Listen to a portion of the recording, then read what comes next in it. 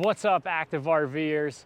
Sarah and I had an awesome opportunity to hike Havasu Falls and the Havasupai Indian Reservation. I have a bunch of gear lined out here, so we just got back. Let's do a gear dump. So stay tuned until the end of the video. I'm gonna give you 4 tips on what we really liked and thought that was essential, 3 things that we would have left at home, and a couple things that are, you know, so-so, kind of use at your own if that's what you feel like. Throughout this entire video, I'm gonna try to keep everything into categories and then give tips and tricks as well throughout different categories and kind of like what we liked, what we didn't, and what are some things that really helped us make sure we maximize having a great time at Havasu Falls. So first off, you gotta have a good pack. This is an Exo MTN K4 5,000 cubic inch pack. What we really like about this is it's very versatile. There's a lot of different buckles, compartments. You can get to things very quickly, so you don't have to pull everything out of the backpack in order to access stuff at the bottom. There's side pockets, there's water bottle holders, other, different pouches and things like that. So a lot of the stuff that you're gonna see is more geared towards hunting, but anything, backcountry related, lightweight, being able to pack on your back to get down there is gonna be really good. For us, we do a lot of backcountry hunts, and the hunting industry has came a long way to keep up with some of the really standmark outdoor industry gear and things like that. So, for us, it's kind of like a 2-for-1 option. And a lot of this stuff that we used was absolutely tremendous on this hike here. So the first thing that I want to talk about, other than the pack that you definitely need, is going to be permits, ID, parking passes, all that kind of stuff. So like I said, with this versatile Exo MTN pack, there's different stash pockets and things that you can place. Here in a Ziploc bag, we have printouts of the confirmation numbers, extra things with the parking pass. We had a parking pass on our vehicle. We had our IDs. We had some cash because Havasupai has a grocery store that's down there that you can buy, little odds and ends, but also they got some awesome fry bread, which we'll talk about later in the video. So we'll put this away here. And so the first category I want to talk about is our sleep system. So I want to paint the picture on what the weather was like, because that's going to be a huge determining factor on what you should bring. So this is one of the hottest weeks that they've had. It was around 101 to 103 during the day. The lows were above 65. And so that kind of played into our weight factor. How much gear did we want to actually carry down there? What's going to make us comfortable when we sleep? It's a very hot environment. So the first thing, you're going to need a strong foundation for a tent. So what we have is this Big Agnes copper spur ULV2 ultra lightweight backpacking tent. It's really, really lightweight. You can throw it around with one hand. There's a ground cloth, so highly recommend using that. There's a lot of sand that's down there, but also like these style of ultra lightweight backpacking tents are susceptible to abrasion and tears in the material. Plus the ground cloth acts as a little bit of insulation. So we have all that nicely in this kit here. Let's toss this out of the way. Next, you gotta have an air pad. So Thermarest makes the best. There's a couple different models that they have. This is the Neolite X-Therm. My wife has the traditional Neolite. But again, it's super lightweight, gives you a lot of extra cushion, plus a little bit of insulation, things like that. So with it being low, 65-ish, something like that for the lows, we didn't bring our sleeping bag. What we brought was this Nemo sleeping bag liner. And so it's got a nice, you know, a nice material to sleep on. Normally you throw this inside of your sleeping bag to help with some of the smells and so you don't have to wash your sleeping bag. It also makes your sleeping bag a little bit better from like a cold weather perspective. But what we did was we just ran this. Now it was so hot there at night, instead of using this as a sleeping bag, something that Sarah came up with is we literally pumped up this air mattress and we put the sleeping pad over top, almost like a fitted sheet. So that way it didn't feel like you were sleeping on a plastic bag. The first night I didn't do that. Sarah, you know, she put the liner over top. I was sweating pretty good. She was nice and comfortable. So we actually told everybody in our group party about it. They started doing the same thing. So it worked out tremendously well. So next, what we got to talk about, let's throw this back here, is hydration. So especially with the long hike that's down there, there's no water sources. You're looking at a 10-mile plus or minus, you know, a little bit to get down into the village itself. Again, like I said, there is a little bit of a grocery store. Everything is flown in by helicopter or transported by mule. So you might not have, you know, a lot of options down there. So the first day we were there was some Gatorade, there was water bottles and things like that. A couple days later, the only thing they had was Monster energy drinks until a lot of stuff came in. As everyone knows, Monster energy drinks aren't really good for hydration and stuff. So pack accordingly. So you have to carry in a bunch of water. So what we got is, I have a 3-liter Hydrapak hydration bladder that fits down in here. We also carried in vitamin waters and Gatorades. I packed them in on the side here, just to have electrolytes and you know, sodium and all the other good essential elements that you need. Once we got down to the campground, which is another 2 miles past the village, they do have a fern spring. There's some rivers that, you know, as it's why we're there, for the waterfalls and for the rivers and stuff like that. But there is a fern spring. However, if you do a little bit of research, you can still get Giardia and some other bad things from fern springs.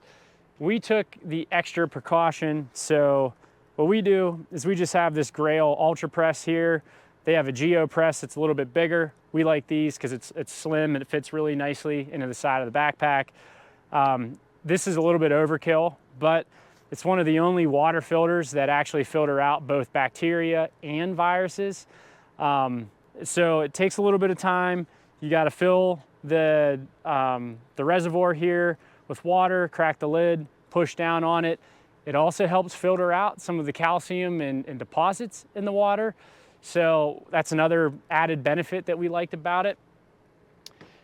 And something that I also highly recommend is carrying a collapsible water bladder, such as this Hydrapak here. This one's 6 liters. It's pretty big. They make 4 liters that are a little bit lightweight, but a tip that we found out in the backcountry and then, you know, on this trip here is fill this up ahead of time. Have it in your tent somewhere or store it, you know, somewhere out of the way. So you're going to be out hiking all day. You're having a blast. You're jumping in the waterfalls. You're sightseeing.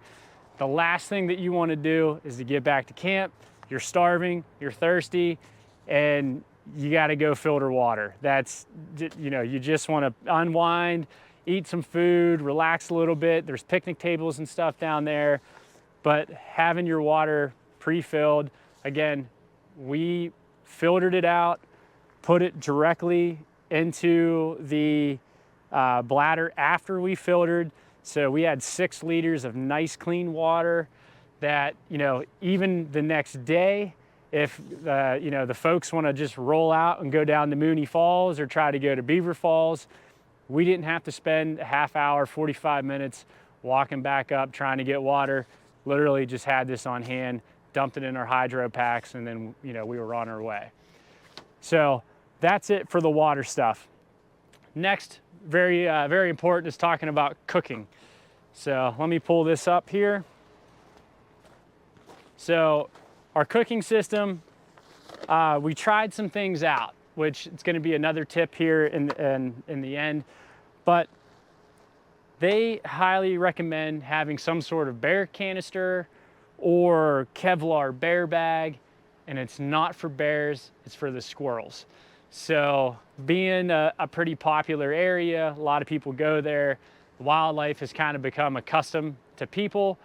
Both of our adjacent campsites, the folks there had squirrels get into their dry bags because the dry bags don't have a Kevlar material, and then they even hung them in the trees. The squirrels still got them, and then the other campers just left some stuff out on the table.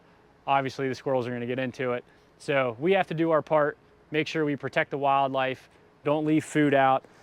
We put everything in these Kevlar bear bags, literally just left it in the tent because the squirrels are going to go to the path of least resistance, and we were completely fine. And so what we do is we put everything in gallon Ziploc bags. So in the morning, we have essentially a whole day's worth of food in a Ziploc bag. I have my stuff, Sarah has hers. I'm allergic to nuts, so like all of my stuff is kind of separate from hers.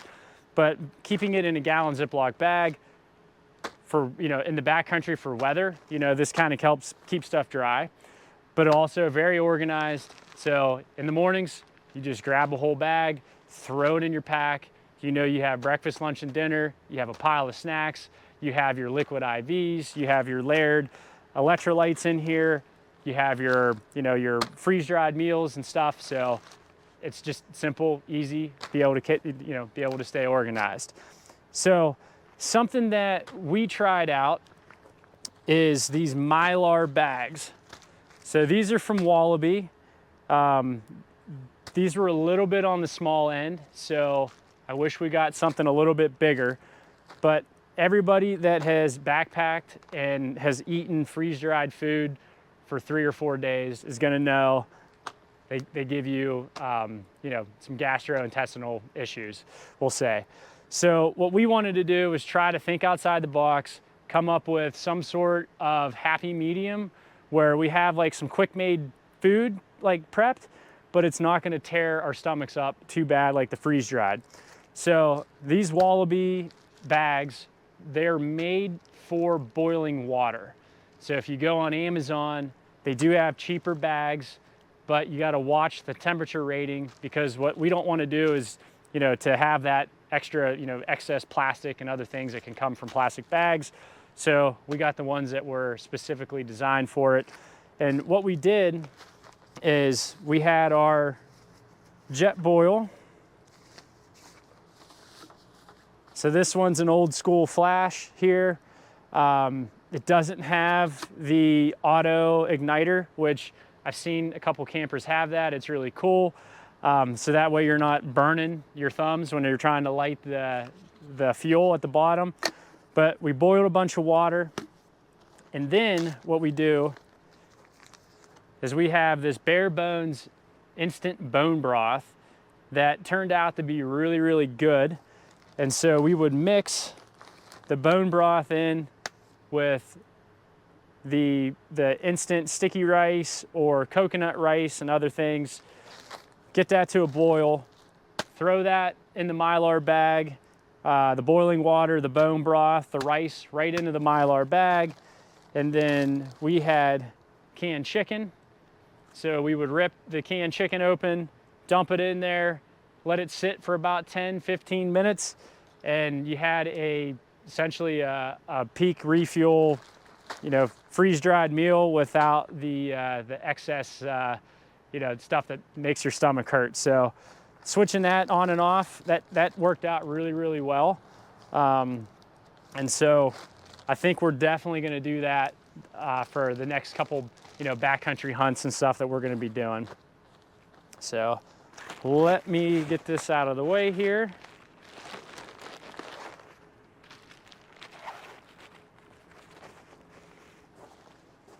So clothing. I don't have really any of the clothing in the bag here.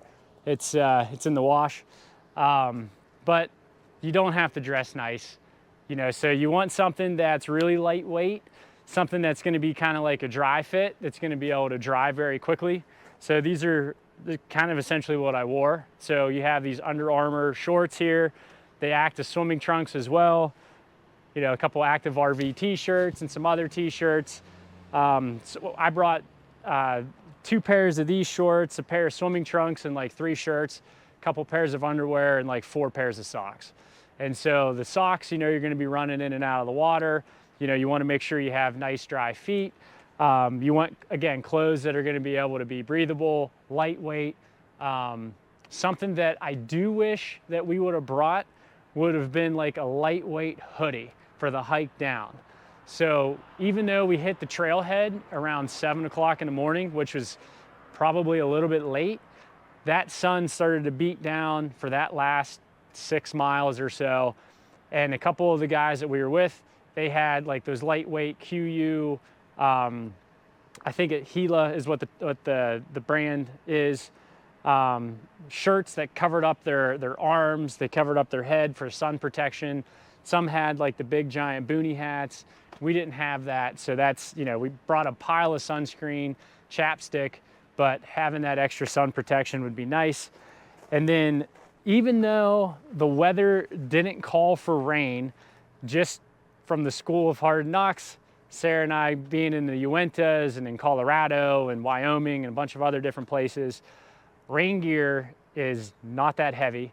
And not only does it act as a windbreaker, it sweats a little bit if you use it as a traditional windbreaker, but it also, you know, obviously protects you from the rain. So Sarah really likes this Sitka dew point. Again, the hunting industry has come a long way as far as competing with some of the higher end outdoor companies, but this is extremely lightweight. It's durable. It almost has like a ripstop in it that if you do end up snagging it on a branch or something, it's not gonna just completely rip off. So she likes the dew point, and I have it just right here in the front of the pack. Again, to give kudos to Exo, a lot of this stuff is stretchy, so you can really put like form fitting and really pack in a lot of stuff. And then my rain gear setup is this QU Chugach.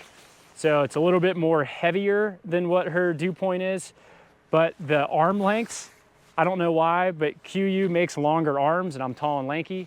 So that's why I usually rock, you know, some sort of QU top, where Sarah rocks the Sitka stuff. So let me put this down in here. So we talked about some clothing. Let's get into the 4 things that are kind of more on the luxury side. And then we'll talk about some stuff that we probably could have left at home and some things that we really wish we would have brought. So, on the luxury side, hammocks, this was awesome. Being able to hike all day, come back, get your fry bread, get to relax a little bit. You're on your feet. They do have picnic tables, which is awesome. But of course, the picnic tables don't have backs to them. You know, it's something that you just want to kind of lie around in and lounge. So this was definitely a luxury item. Something else too is these foldable chairs. So this is just a Sportsman's Warehouse brand. I believe the more popular one is Heliok, I believe is what it is, but it's got a back to it. This thing weighs nothing. It takes 45 seconds to a minute to take it out, put it together.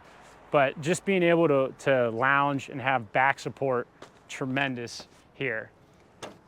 So with the WAG bags, we definitely brought too many. We didn't know with the hike down, the hike back up, again, being in a desert environment, we wanted to make sure we were prepared. But once you get down to the campground, they have 4 bathrooms that are down there. They're up elevated. They're compost toilets. There's multiple toilets per little bathroom. So just having 1 or 2 each, you know, something for me, something for her for the hike down and the hike out, would have been completely fine. Not having this giant box, and then plus we had 12 other ones, a little bit of overkill there. As other essential items, so navigation. So even though the trails are very, you know, kind of well marked, there's a lot of people that are down there. If you go beyond Beaver Falls down to the confluence, you want to make sure you have some sort of navigation. I use OnX as one system. Sarah has All Trails as another. Again, it's kind of redundancy, but at least I have a backup, or she has a backup. You know, we're able to kind of have that, again, that extra security, knowing that we're going to be able to not get turned around. Some other essential items. So there's no cell service if you get outside of the village. So Garmin Mini InReach, satellite communication. We did the expedition plan because, again, for the next couple months here, we're going to be going out into the backcountry, but it's kind of like a pay-as-you-go. You can turn it on, turn it off. A tip is download the Garmin Messenger app. If not, when you send out text messages, it's going to feel like the old school Nokia brick phone where you got to keep pushing the numbers and it takes forever to text. This thing syncs up to your phone, even on airplane mode, and you're able to text just like your normal iPhone, send it out to loved ones. Another tip with this, they have to have your InReach number. So they can't text your normal cell phone because you're not going to get it because there's no service. So even with if they have your InReach number saved in your contact, sometimes the text or the reply that you're going to send will default to your cell phone. So Sarah, for mine, and I do the same thing for her InReach, is we just have a whole separate number saved, literally Jake's InReach. So that way when she texts it, it's not going to try to send it to the phone accidentally or anything like that. Also, people in your party. So we were with a big group. A lot of people had InReaches. Not everybody had each other's InReach number. So if you don't have cell service, you could literally see the other person and not be able to communicate with them because you don't have their InReach number. So that's something to plan ahead of time whenever you're doing these backcountry hikes and stuff. Other things that I have in here, battery banks. So this one's waterproof here.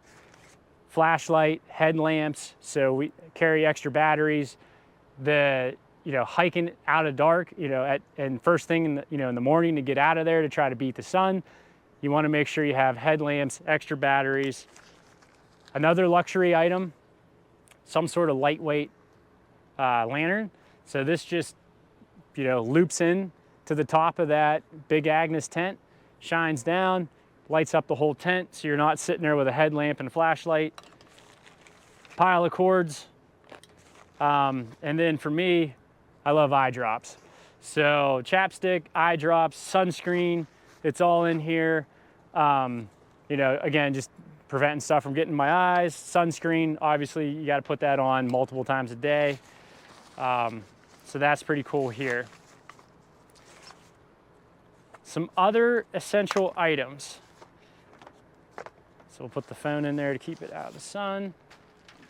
So I have a little, it's just a little backcountry kit, we'll call it.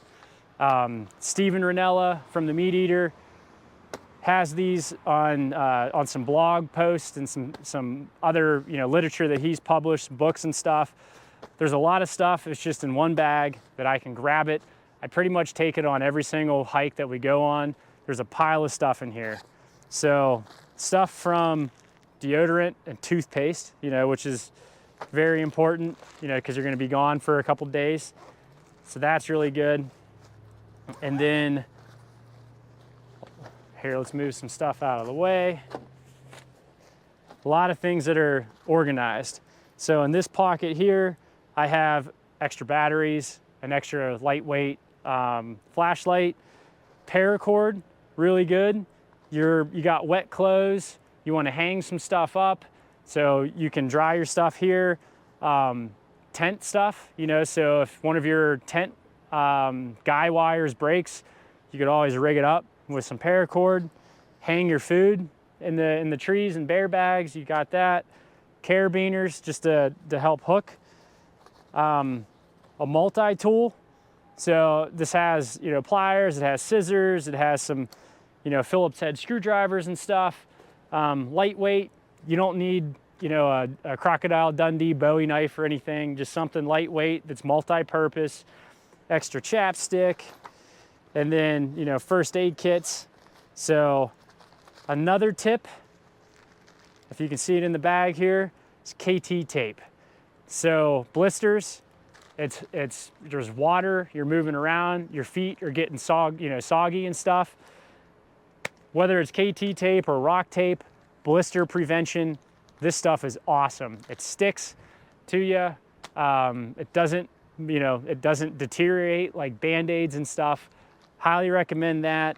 And even as far as like first aid kits go, you could always put a Band-Aid on and then wrap the KT tape around just to keep extra dirt, to keep the Band-Aid stuck.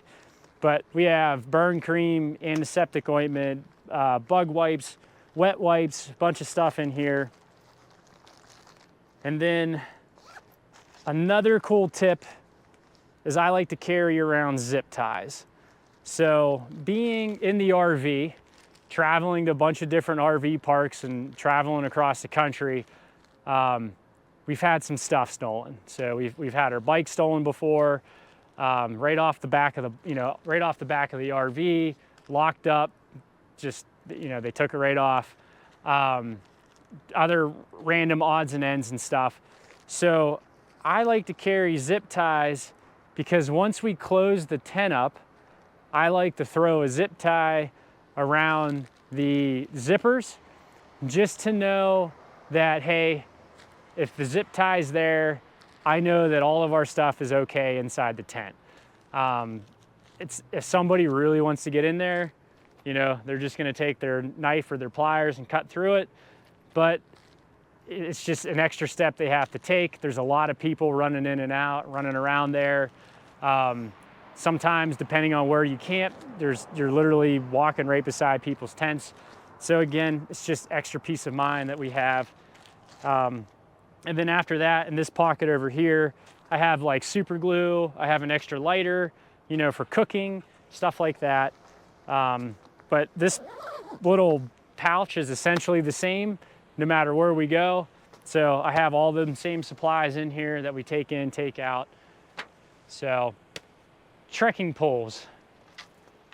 So these are Black Diamond foldable trekking poles.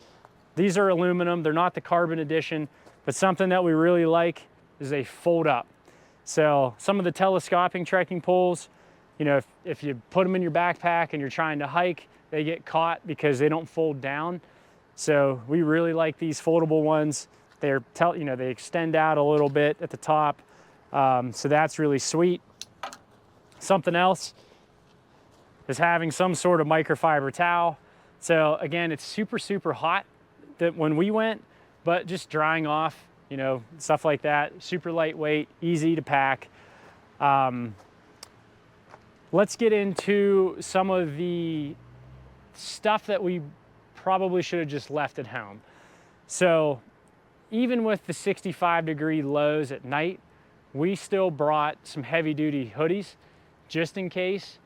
It was so hot we didn't even need them. Ours are Sitka Fanatic, so they have little, once you put your hands in, they have little finger covers. They also have a little face mask cover in case it gets cold at night. You could throw that face mask over. It's very breathable, so you're not going to get a pile of condensation inside of your sleeping bag and stuff like that. So we brought that. Kind of wish we would have left it there. The wag bags, so we brought 6 of these and 12 of another kind. Way overkill. So for this hike, once you get down to the village and down to the campground, there's like 4 bathrooms. They got compost toilets, multiple bathrooms. They're up high on some platforms. So we, maybe one or two, maybe one for the, one for me for the hike down, one for Sarah, vice versa. So that was some weight savings that we could have saved there. And then this is actually a Seek Outside ground cloth. So with your Big Agnes tent, you have two vestibules that extend out, and there's a lot of sand. And so we were trying to think, okay, can we lay this ground cloth down, try to keep our gear, our shoes and stuff when we were hiking, or going in and out of the tent, trying to keep the sand out. It didn't matter, and this thing filled up with sand. The last thing is with those Mylar bags. So we brought the small ones. I wish we would have got like the medium or even the large sides. Just, they're not that much extra weight, but as far as mixing the bone broth and the rice in there, it would have been nice to not have to hold the bags to make sure they're not going to spill over, being able to kind of set them down on the picnic table or on on the ground or something like that. So the last thing I want to talk about is the village. So it's super, super cool. They have, like I said, the grocery store that's down there. They have a church. They have some, a school and some other things.